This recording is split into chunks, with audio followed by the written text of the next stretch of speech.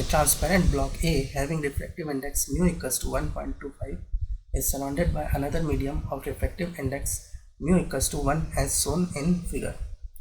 तो यहाँ पर देखो एक ब्लॉक है, ब्लॉक ए वो ट्रांसपेरेंट ब्लॉक है और उसका रिफ्रैक्टिव इंडेक्स 1.25 है और सराउंडिंग मीडियम जो है उसका रिफ्रैक्टिव इंडेक्स यहाँ पर 1 है.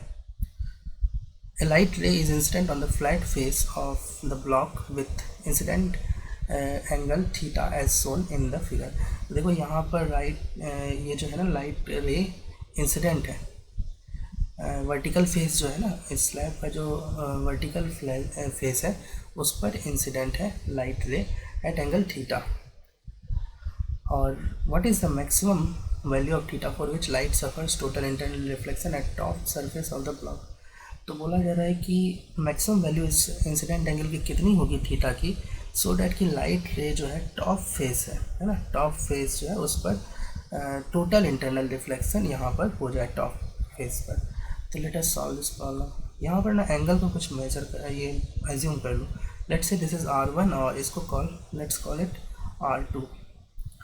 अब देखो यहाँ पर अगर तुम डॉटेड लाइन को थोड़ा बढ़ा दोगे तो you will be able to see कि राइट एंगल ट्रायंगल में R1 प्लस R2 जो है वो 90 डिग्री है. मतलब इन दोनों का सम जो है ना R1 और R2 का फिक्स है. अब देखो थीटा अगर बड़ा होगा तो R1 भी बड़ा होगा तुम्हारा. थीटा की मैक्सिमम वैल्यू होगी तो R1 का भी मैक्सिमम वैल्यू होगा. ऐसा क्यों? क्योंकि देखो एंगल ऑफ इंसिडेंस, एक एंगल ऑफ इंसिडेंस है थीटा, तो R1 क्या है? एंगल ऑफ रिफ्रैक्शन है. तो जब एंगल ऑफ इंसिडेंस बड़ा होगा तो एंगल ऑफ रिफ्रैक्शन भी बड़ा होगा. ठीक है, तो इनडायरेक्टली तुम बोल सकते हो कि तुम R1 की मैक्सिमम वैल्यू निकाल लो तो फिर तुमको इनडायरेक्टली थीटा की मैक्सिमम वैल्यू वो दे देगा. तो R1 का जो मैक्सिमम वैल्यू जब तुम निकालोगे तो इसका मतलब R2 मिनिमम होगा. और R2 मिनिमम कितना हो सकता है? तो थीटा C हो सकता है. तो इसका मतलब हमें पता चल गया ये R2 जो है ना इसके जगह तुमको लेना होगा एक्चुअली थीटा C. तो let's take this as critical angle यहाँ पर, क्योंकि टोटल इंटरनल रिफ्लेक्शन कराना है ना तुमको, तो क्रिटिकल एंगल थीटा C लेना होगा. अब हम क्या करते हैं, स्नेल्स लॉ लगाएंगे दोनों सरफेस पर, दो फ्लैट सरफेस पर. पहले वर्टिकल वाले सरफेस पर है ना, तो फर्स्ट बाउंड्री पर हम स्नेल्स लॉ लगाते हैं. तो 1 into sine theta C, 1 into sine theta equals to 1.25 into sine R1.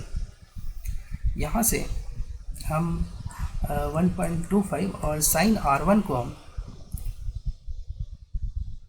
ठीक है, ये एक्चुअली साइन R1 है. R1 को हम क्या लिख सकते हैं? R1 को हम लिख सकते हैं इस रिलेशन से, R1 को हम लिख सकते हैं 90 माइनस थीटा C. इसको लिख लो साइन 90 माइनस थीटा C. ठीक है, ये हो जाएगा तुम्हारा 1.25 और ये कॉस थीटा C. अब देखो कॉस थीटा C हमें निकालना होगा, हमारा आंसर आ जाएगा. देखो कॉस थीटा C निकालने के लिए हम ना स्नेल्स लॉ लगाएंगे टॉप वाले सरफेस पे. तो let us apply Snell's law at top surface. देखो टॉप वाले सरफेस पर तुमको टोटल इंटरनल रिफ्लेक्शन हो रहा है, तो दैट इज़ वाई हम लगाएंगे 1.25 sine theta C is equal to 1 sine 90.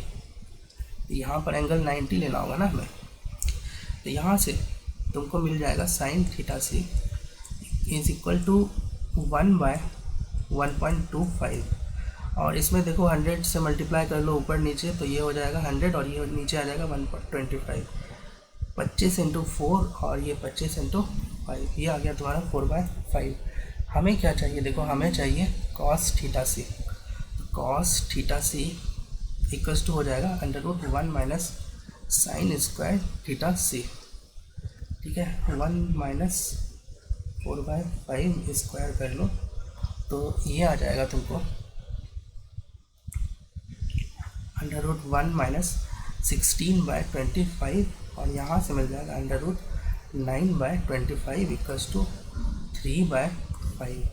ये यहाँ पर रख लो कॉस थीटा से 1.25 को लिख सकते हो 125/100 इंटू कॉस थीटा C को लिख लो 3/5. ये 25 इंटू 4 और ये 25 इंटू 5 देखो 5 कैंसिल हो गया, आ गया 3/4। इसका मतलब थीटा इक्वल टू कितना हो जाएगा, ये साइन थीटा है तो थीटा इक्वल टू हो जाएगा साइन इनवर्स 3/4। तो कौन सा ऑप्शन सही होगा, तो हमारा ये वाला ऑप्शन सही होगा, 3/4 साइन इनवर्स 3/4।